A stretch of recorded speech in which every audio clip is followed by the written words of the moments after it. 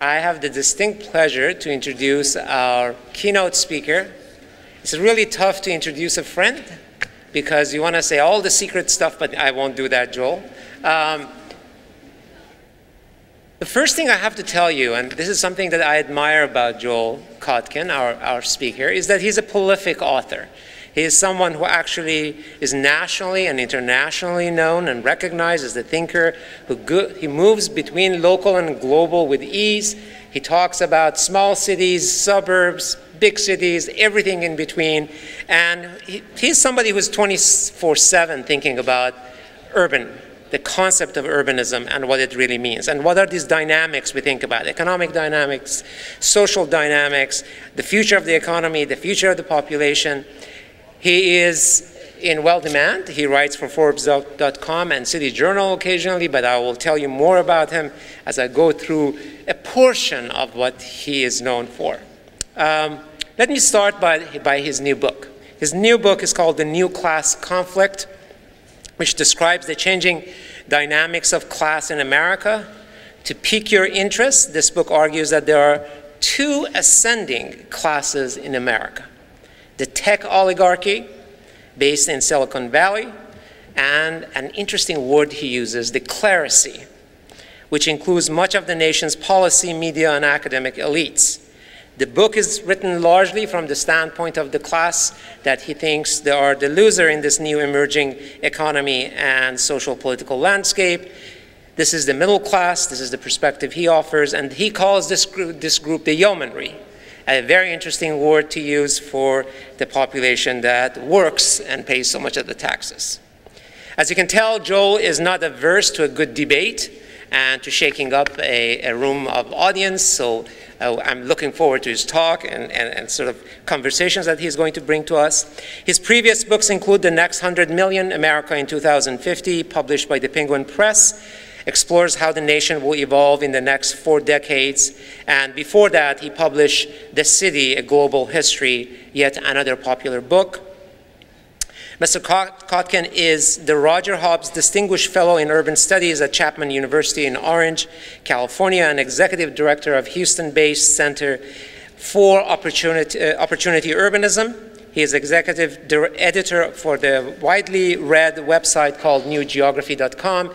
If you have not seen it, please do visit it. And he writes weekly New Geographer column for Forbes.com. He serves on the editorial board of the Orange County Register and writes a weekly column for that paper and is a regular contributor to Daily Beast. I told you he writes a lot. That's one of the things that I have to say about him. Mr. Kotkin has published reports on topics ranging from the future of class in global cities to the rise of growth corridors in the US economy. I have had the pleasure of working with him on some of these reports, and he's quite a master editor in that sense as well. Over the past decade, Mr. Kotkin has completed studies focusing on several major cities, including worldwide legatum study focusing on the future of London, Mumbai, and Mexico City, as well as other studies of New York, Los Angeles, New Orleans, Houston, and St. Louis, among others. In 2010, he completed an international study on the New World Order for the Legatum Institute in London and traced transnational ethnic networks, particularly in East Asia. He has also worked on smaller communities, including a report working with the Praxis Strategy Group on the rise of the Great Plains that was done in collaboration or for Texas Tech University. The one thing you all should know about Joel is his commitment to social justice and his particular focus on immigrant labor class. As you heard this morning, and I want to reiterate, more than half of the new employment growth in the United States in the last decade came from the immigrant labor. And he focuses on that, and I would have not expected anything otherwise from somebody who is a graduate of UC Berkeley. Please help me welcome Mr. Joel Kotkin.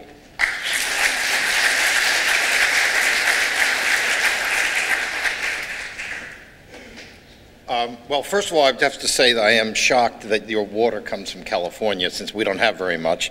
I don't understand why we're not drinking, something from this area, but be that as it may. What I'm going to try to do is give you a little bit of a contrarian view. Ali and I are sort of, I think, part of this dwindling species of old Democrats, you know, Pat Brown Democrats, Harry Truman Democrats, who believe in the role of government to help expand the middle class and to get people to be more independent, not making them more dependent. And this is something we can talk about later if you want. But very important to me is the idea of why do people do what they do, and how can they afford to do what they want to do. And so we'll get into that in some detail. So first of all, let's talk a little bit about where you are. What's interesting is in the literature, we're always told everybody wants to live in the city, the denser the better. Actually, that's not true. I mean, yes, there are people at certain points of their lives who want to do it, and there are going to be people who, you know, will want to stay in the urban core forever. You know, Herbert Gans writing about suburbia back in the 60s made this point. They said that there are going to be particularly people without children, wealthy people who can buy their way out of some of the urban problems, and there will be always a group that will want it. But the vast majority of Americans either want to or need to be in an area which is better for raising a family, where they can afford to get enough space. And these are the little realities that, you know, I have to say most people in the planning profession seem to somehow miss, and we'll get into that as well.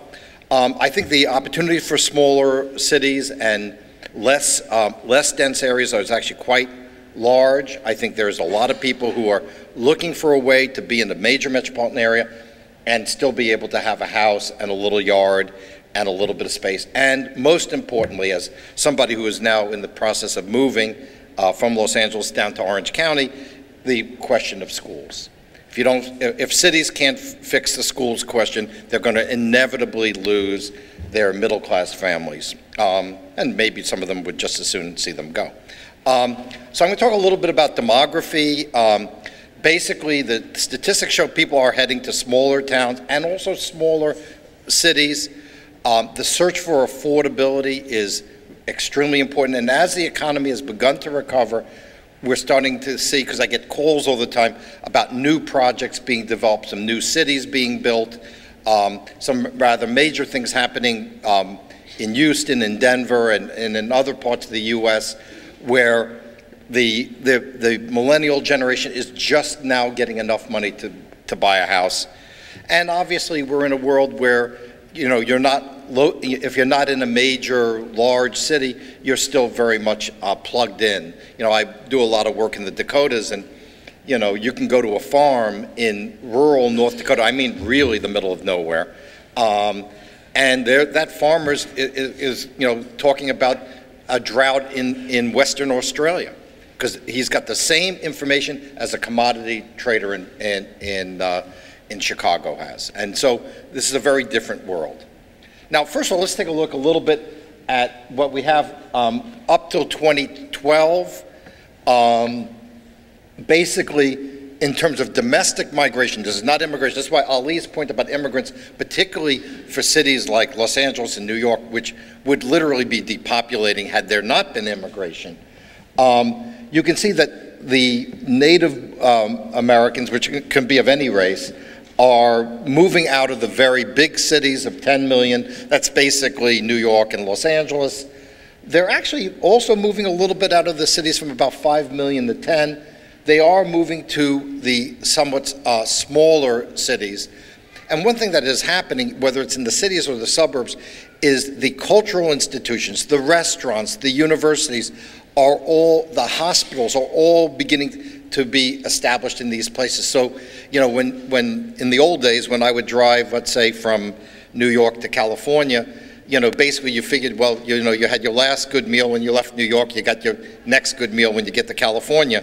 That's not the case anymore. You're amazed at what kind of things are now available, in large part due to immigrants, but also to domestic migration around the country, so that many smaller cities now have amenities which are, if not at the same depth of amenity that you have in a big city, are actually quite acceptable to most people. And that is very different than what we had 30, 40 years ago.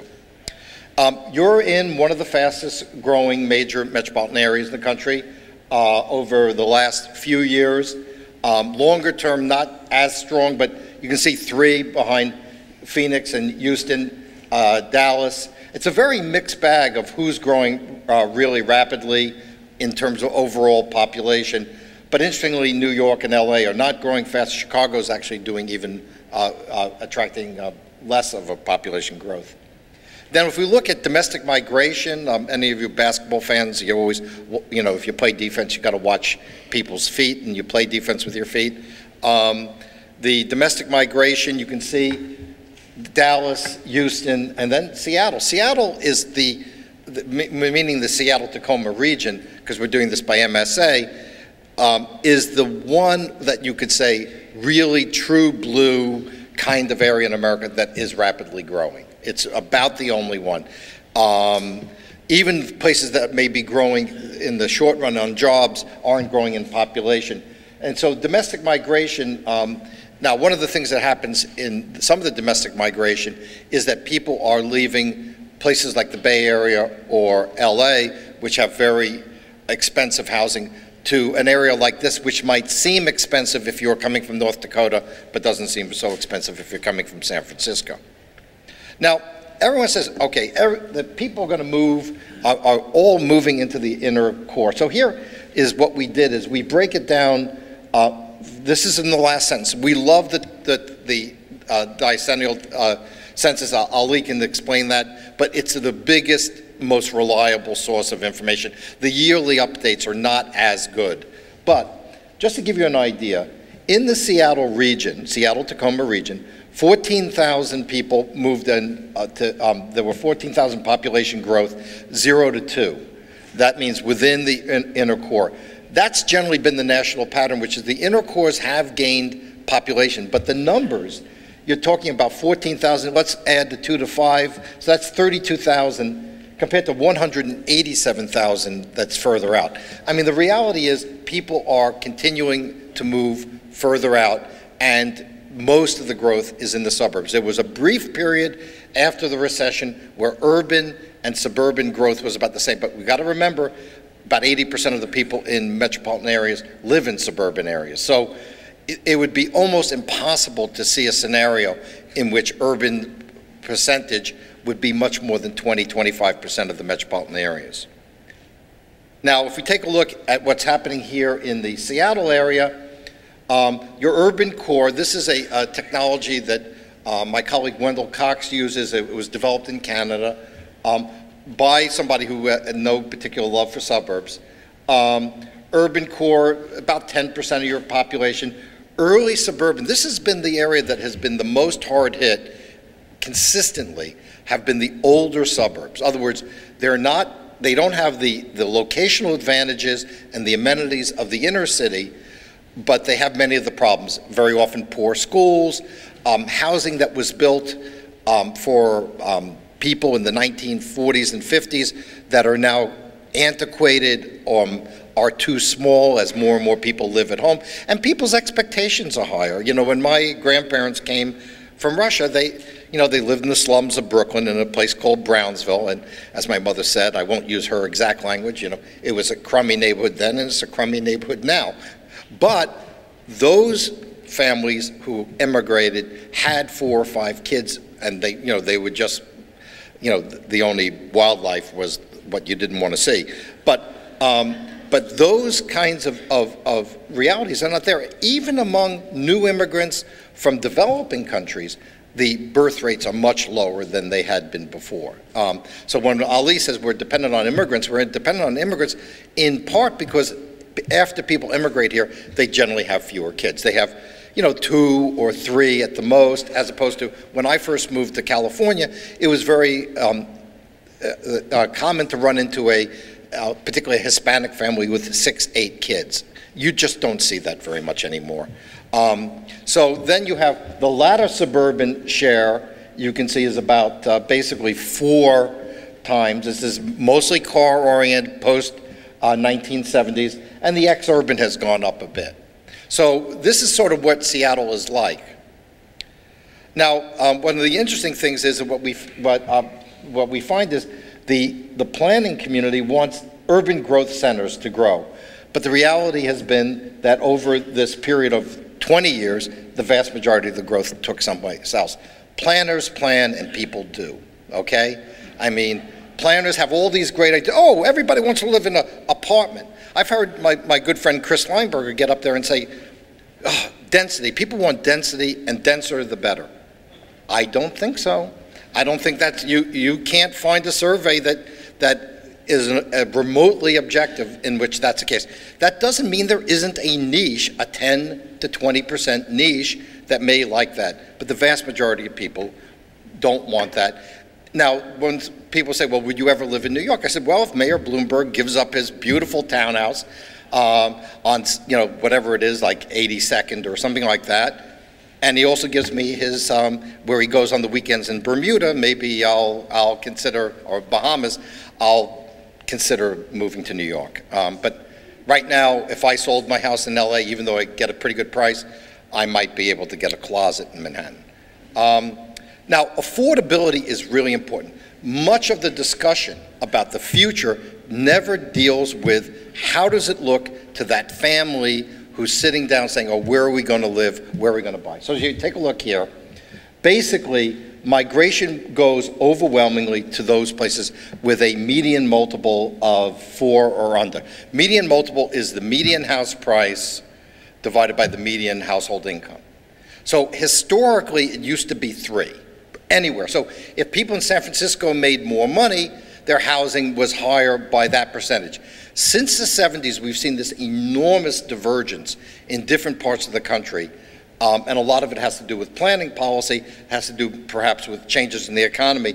But so we now begin to get very, very high median multiples.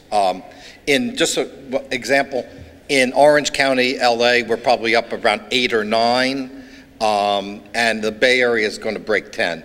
The most outrageous in the quasi-English speaking world is Hong Kong and Vancouver. Where you're getting up to 12, 13, 14, and there's just no way you're ever going to buy a house. And then one of the things you start looking at is how much do you buy per square foot, and it's even worse. I mean, because there's much, much less room. So let's take a look at the Seattle area.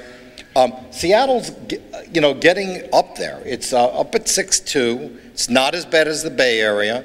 And if you can take your nice Bay Area job and move it up here, you still do a lot better, even in Seattle. You can see Tacoma is considerably lower. This is one of your opportunities, as we discussed, particularly millennials and immigrants who are going to drive the migration patterns. You can see Pierce, the rest of Pierce is a little bit lower. Again, you can see overall, Seattle is expensive, but if you come from California, it seems cheap, I guess. And if you're coming from China, it seems extremely cheap. I mean, we see in, you know, where we're looking in Irvine, I mean, literally, I mean, there are tour buses of people coming from China buying everything that isn't nailed down. Because to them, you can't live as well as you can in an American suburb in China, no matter how much money you have.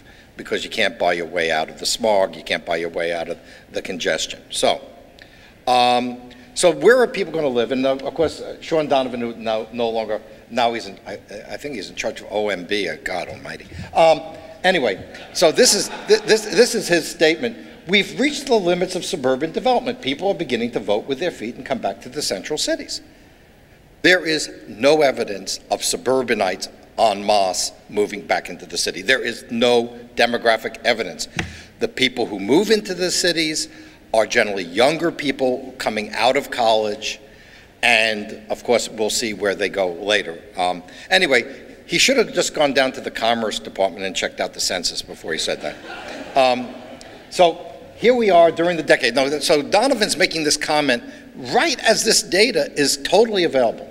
So what we see in the US in general, the urban core population, you know, basically was a wash nationally. The early suburbs, I mean, this is really, I think, the greatest challenge facing metropolitan areas today is not the urban core, because in those, there are many things the urban core has going for it. It's the older suburbs with the older housing stock. and in many cases are in areas where the schools aren't too great. Later suburban has had obviously some pretty good growth and exurbs. And you also notice, by the way, that the job situation sort of parallels this. There's been more rapid growth in the later suburban areas in terms of employment. And remember, the later suburban areas will have part of their workforce in the exurbs. In other words, people who are living 25 miles out will go to a job 15 miles out. Okay, now, where do people want to live? Nobody ever asks this question. What do people want? Why don't we ask them? And I've had people come back, oh, well, you know, just because some people like heroin, so it's about the same as living in the suburbs. Well, okay.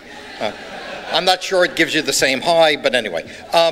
So we look at, this is from Smart Growth America, 80%, this is in 2012, 80% of people, when you ask them, how would you like to live, 80% want a detached house. Now, the reality is, and we know from the housing bust, not everybody should have a detached house, and certainly shouldn't have it when they can't afford it. But this just gives you an idea of what people want. And an interesting thing that I'm going to be writing about is, why are progressives thinking that it's progressive to have a policy that gets in the way of where people actually want to go? In other words, are we going to tell people how they want to live, even if they don't want to live that way? I don't know. That doesn't seem very democratic to me. Anyway, okay. Now, during the recession, there was a period, a lot of kids, I don't know any of you have kids living in the basement, but it's not unusual. And we have also, had a period where it is true that city growth was tiny bit faster. Since, this is from Trulia, but since about 2011 to 2014, we're sort of back to the same pattern. In other words, the one is the most urban, and it's grown. But remember, that's a very small base of the population. I'll leave the mathematics to Ali, but you can see the most rapid growth, again, is further out. So, you know, some people say, well, the suburbs are coming back, but they're coming back because they're becoming like cities. Well, that's not exactly the case. The most rapid growth is actually in the most suburban areas. So what we're seeing is, I think, a reversion back to what we had before. And part of the problem is people move to the outer suburbs, again, because the inner suburbs have social problems and also, you know, usually very poor schools, and that doesn't help.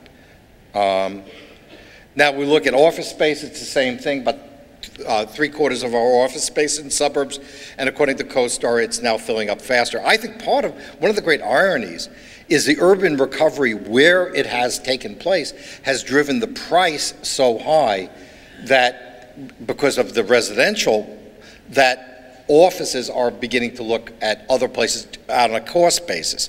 For instance, where I work at Forbes, we had a beautiful place on about 13th and 5th, you know, great building. Now they're working out of Jersey City. Other words, one of the things is that now people left the cities because they were too expensive, then the cities got cheap, people back to the cities, and then cities become expensive, they start looking again in the suburbs. I mean, it's capitalism. If you don't like it, you know, go somewhere else, I suppose. Okay. Now, I want to talk about three very important groups, the three groups who will shape the American future. One is immigrants and their children, second is young families, and the third is millennials, okay? Now, if we take a look at the population in the U.S., what we're seeing is there's a big spike. You see the big spikes, 20 to 24, 25, 29, and then 50, 54, 55, 59. Now, what is increasingly happening by 2018, these people will have moved up, and so what we're going to start to see is a huge surge in the number of people entering their 30s. And that's going to be very different than what we've had, was more people entering their 20s. Now, I personally think had the economy been stronger, we would have seen a bigger growth in the urban core, and you know, a lot of those kids living in their parents' basement might have moved to the city. When they get into their 30s, that becomes more of a problem. Now, we'll take a look at millennials. 13.3 million households in 2013. It'll be 21.6 million households. So that's a growth of about 8.3 million households that will be coming from the millennials. And a lot of that is going to be as millennials get older. So we also took a look, okay, where are millennials living now? Urban core is about, it's actually declined from where it had been, but it's about 20% in this age group. Early suburban, you can see, and obviously the later suburban. So it turns out that most millennials don't live in the inner core, you know, and if you read the New York Times, you think the average suburban, the average millennial is, you know, a guy with a goatee, with a hipster hat, drinking coffee in Brooklyn. That's a very small minority. And I can tell you from being from New York, as you could probably tell from my accent, and I talk to people who are in the real estate business, it's basically, a lot of it is what we would call trustafarians. In other words, people with inherited money, because when I ask the real estate agent, who's buying in Brooklyn, she said, if they're kids, the parents are buying it. And if you're New York, and you're one of the greatest cities in the world, if not the greatest city in the world, you can get away with that. People will pay for that. Most cities don't have that option. Now, what we see is what we call cohort analysis. In other words, guess what? People change when they get older. When you're in your 20s, you know, you go out, you stay up late, you get drunk, you're not even sure where you're going to end up sleeping, you know, at least in my era. But you're having a very different lifestyle. By the time you're 35, 40, you know, staying up to 2 in the morning, you're not very good that next day. And after a while, you just kind of lose the desire for it. So anyway, so what we see is, if it goes 0 to 14, obviously kids, generally speaking, core cities are losing their kid population. Not surprising, that's been going on for a while. The big surge is 15 to 29. That's a lot of kids going to college and then maybe hanging around the urban core for a while. And then you see it starts to drop pretty dramatically. So basically what our argument is that there is a life cycle that people have. And as the millennials get into their 30s, they're going to change what they want, and they're not always going to be there. So, you know, like somebody says, oh, we're going to do this, we're going to do that to attract millennials. Well, you know what, in 5 years, if you want to attract millennials, build big suburban houses out on the periphery, that's going to attract them more than the inner city stuff as they get older. Now, if we take a look at where is the young population growing, very surprising where that is. Seattle's pretty far up there. You can see very little growth in Chicago and New York in that population.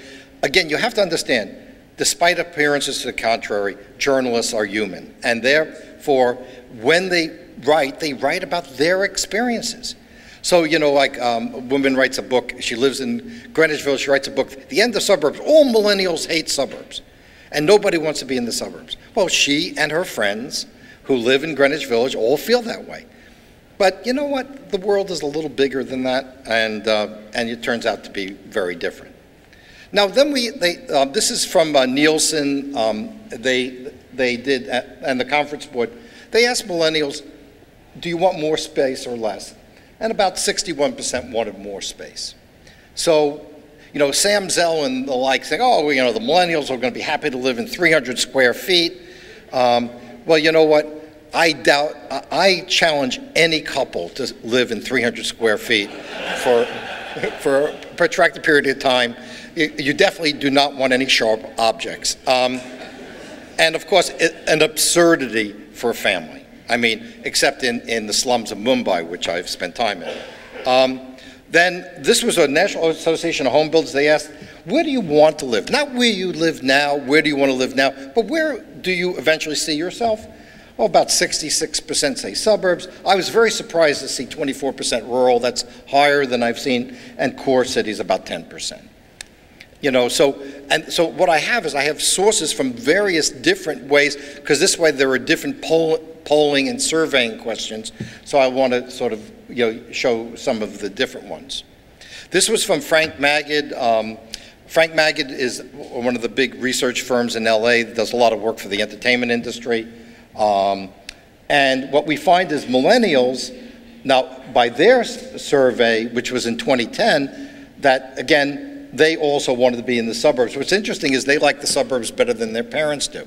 Now, why is this pattern? I think part of it is, A, millennials grew up in suburbs, so when they think of themselves as grown up, they think of themselves in the suburbs. They think about a family. I mean, like I grew up, after we left Brooklyn, I grew up in the suburbs.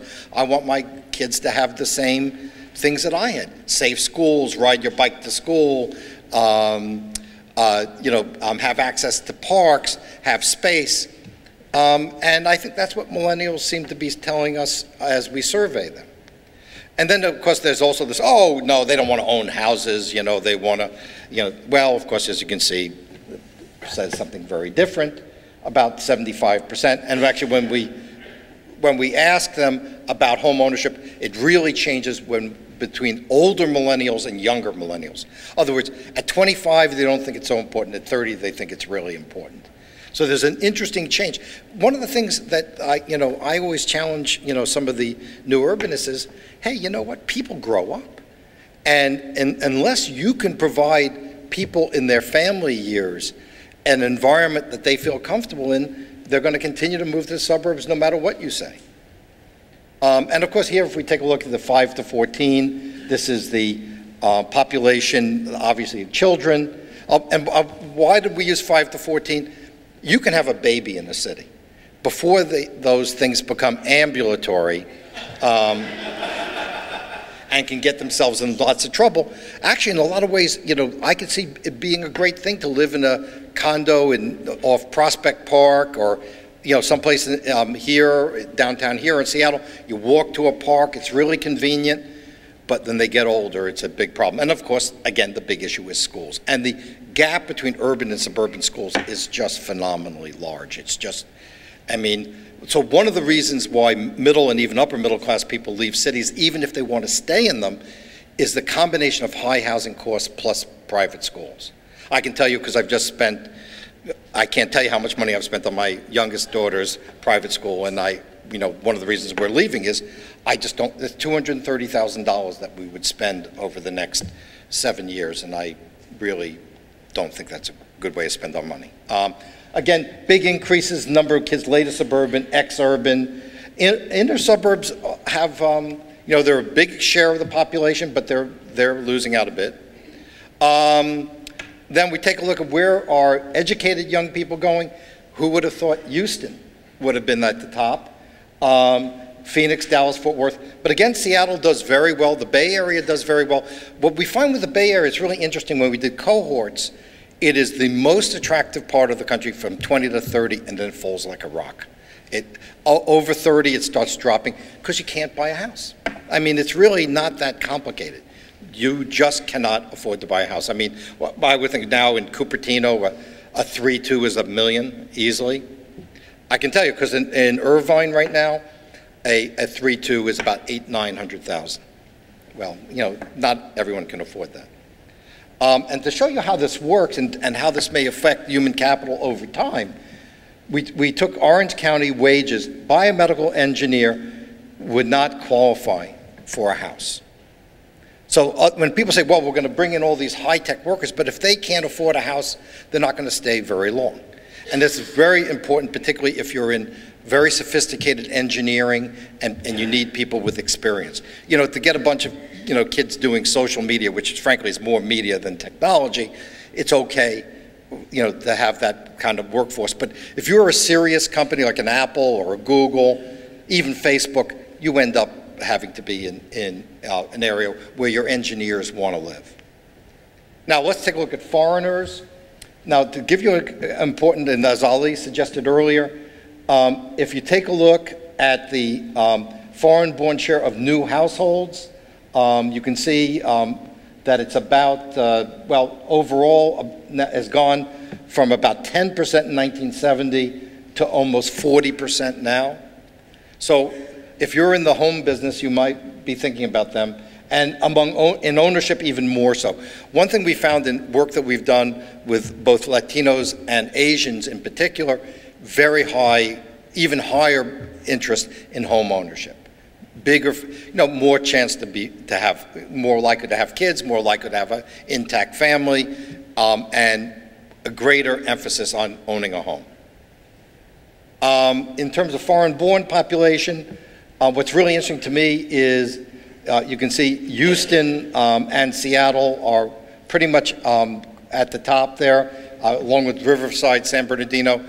Immigrants are now beginning to move into areas where historically their numbers were not that great. So right now, for instance, Houston in the last decade had about 400,000 more foreign-born people, almost 3 times as many as LA Orange. And again, where do Asians want to live? Again, you can see suburbs as opposed to core cities. Then I'm going to go into the last group, which are the older people.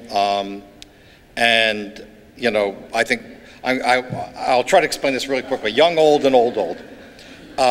T.C. Boyle wrote, in one of his novels, he writes about there being the old, old, and the young, old. The old, old are people in their 80s, doesn't, you know, depends on the person, 80s, 90s, really can't get around very much, probably isn't working.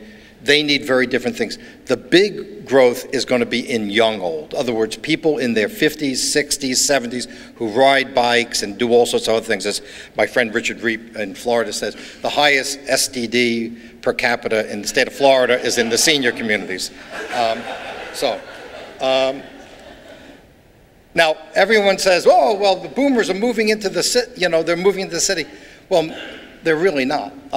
They're actually, more are leaving than coming. But if they're very wealthy people who are related to a newspaper reporter, it gets written about, you can see they're moving out of the outer suburbs, and they're moving into exurbs, which is really more interesting, is that this is a group that's actually the one group that's actually moving into the countryside. A lot of older people are opting to live in smaller, less populated areas as they get older, and also to do the arbitrage on the prices. Now, this could be a great thing to take advantage of. Lots of people I know have moved to the Pacific Northwest over the last few years. And you can see that older people have become the one growing part. Older people and immigrants have been the one growing part of the movement in terms of starting businesses. Interestingly enough, young people are not starting businesses at anything like the rate that they had before. Technology obviously makes it possible for you to do anything here that you could do anywhere else. I think you're going to have more and more people working at home. So again, that's going to encourage people to want a little bit larger spaces. So basically, what is the pitch for an area like this? First of all, take stock on who you are. You are not Seattle, you're not New York, you're not London. But you've got lots of things to offer that those places don't have. Figure out what your difference is. When I work in communities, one of the things I first start asking people, what do you like about the place? What don't you like about the place? Why are you here, or why are you leaving? And so you've got to start there with who you are. And this is, you know, I mean, the most absurd, this came when Jennifer Granholm was the governor of Michigan. And her solution to the problems of Michigan was cool cities, cool Kalamazoo, cool Flint. Well, you know, it worked really well. You know, the fact of the matter is, people love amenities, but they also love having a job and a place that they can afford to live. And I think we make such an emphasis on amenities and think that amenities are going to drive it. And I can tell you, there's been a lot of investment in amenities that are not used very much because the other reasons people didn't come. So I just want to focus on these 3 things. One, you got to focus on your diversification of your economy. Get ready for the young old. I'm telling you, that's going to be the next big thing. And one thing different between millennials and boomers is boomers have money. I mean, that's just the reality of it. I think something around 70–80% of the wealth in the country is in people who would be boomers. So, and they're going to be looking, particularly from a place like California, they're going to be looking for a place where they has some of the amenities they want, beautiful countryside, and is someplace that's a lot more affordable. And again, you can market this also to immigrants. I think a lot of immigrants would find this to be a very attractive area as well. So I know this is probably not what you would always think, but I think when we go back historically, de Tocqueville wrote about how the great thing about America was that we had all sorts of intelligence and interesting things happening in our smaller towns. Very different than my wife's family's from Paris. And I can tell you, you're basically in France, you're in Paris or someplace else. I mean, everything is in Paris. And if you're not in Paris, you're not part of it. That's not what America is about. Yes, New York and LA and the Bay Area and Seattle are important, but it's the dispersion of intelligence that makes America and the American dream possible. So anyway, with that, I have some time for questions. Oh, okay. So can we take some questions?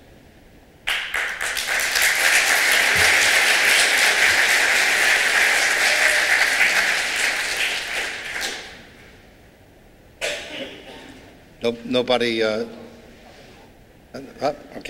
I didn't offend anyone? Okay.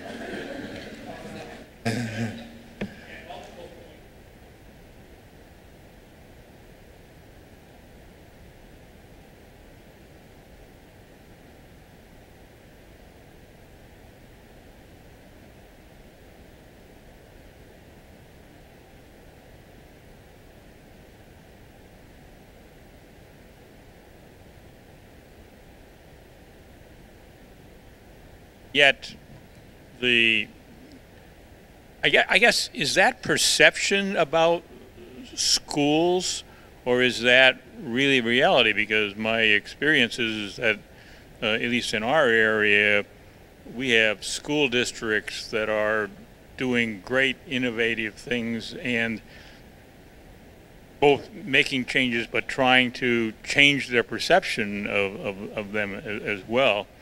And you had the slide that said, if you need a campaign to tell people that your schools are good, then they're not. I mean, that's, I'm not sure that that's true.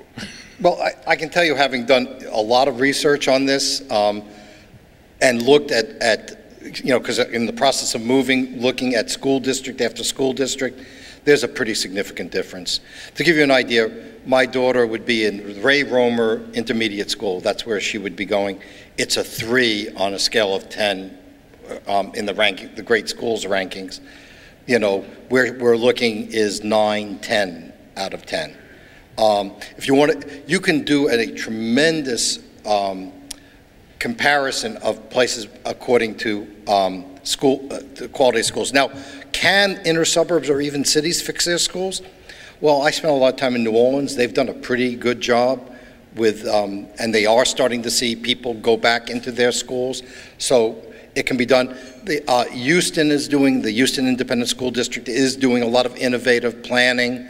On the other hand, the Los Angeles Unified School District is beyond hope, in my opinion. If you don't live in a very wealthy area, your schools are going to be bad.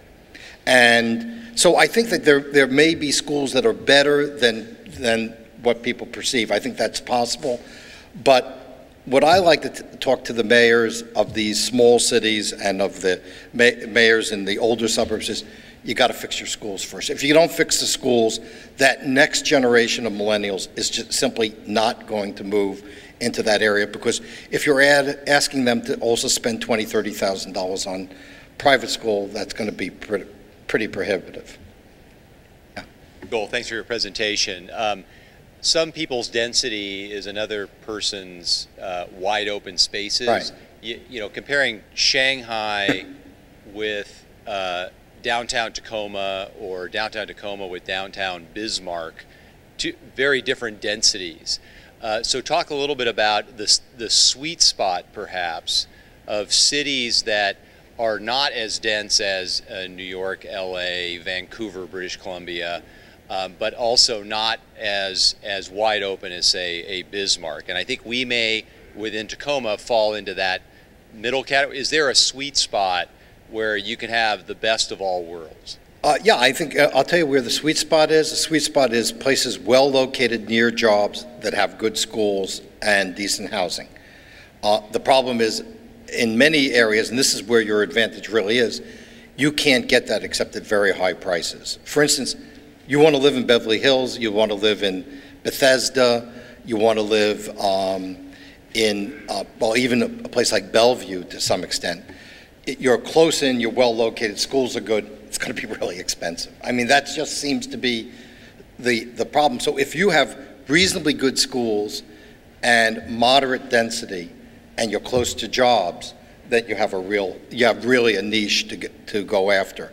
And that's, and I see this over the years in Southern California, that those towns that had that became very favored in terms of immigration and migration and immigration, but particularly among Asian immigrants, because Asian immigrants scope out the schools all the time. I mean, it's just, and one of the houses we looked at, the elementary school is 65% Asian in Irvine. Irvine is now about 45% Asian. It will be 60% Asian within 10 years. And that's almost totally a function of the schools. Joel, may I call you Joel? Yeah, sure. Professor. And call me worse. You may notice from my accent, I'm also from Brooklyn. But I didn't leave for the suburbs. So I have not gained that lens that allows me to glorify the suburbs as an alternative to the city. You've tainted your presentation in that direction. One of the things, and I've been an academic all my life too, but one of the things that bothers me about academics is that they study the data out there, the world as it is, and then soon jump to, since people voted with their feet, that's the way the world ought to be and should be, and we should accept it and design for it. So can you respond to that, how data can tend to develop among the scholars and the academics a sense of reality that you can't do much about it, so go with the flow? Well, first of all, as Ali knows, I'm not an academic. I don't claim to be an academic. I never want to be an academic. I'm a writer. I write books. I don't go through that, I don't publish in academic journals and all that. So I don't consider myself an academic. Okay, second, I would say my perception of academics is they're incredibly hostile to suburbia, overwhelmingly hostile to suburbia, whether people want to move there or not. I mean, if you look at the literature, it's very rare to find an academic. Ali is one, Bob Brugman at the University of Illinois is another, but I can tell you that 90%, from what I can experience, are pretty hostile to it. I think what academics miss is they never ask people why. In other words, this is happening, and then they'll say, well, it's happening because people are racist, or because they're stupid, or because they don't like diversity, or they'll extrapolate something, when they don't ask the question, why did you move? Why did you move to this community?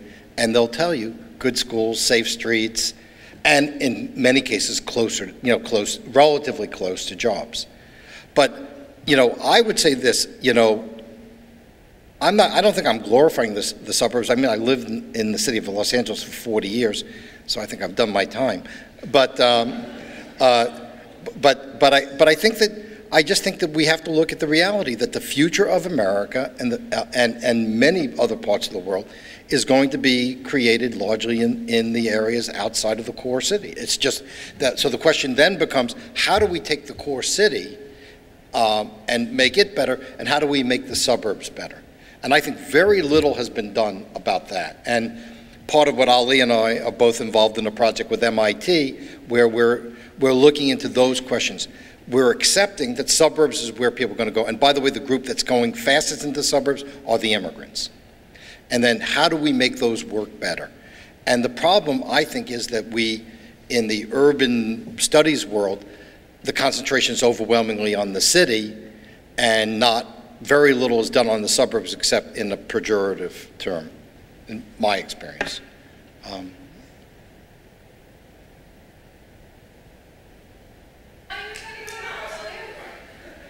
Hi, Joel. I just wanted to ask you really quick. The panelists before you discussed more about building up the city for people to attract those millennials to come back here and spend their money that they're earning within the city.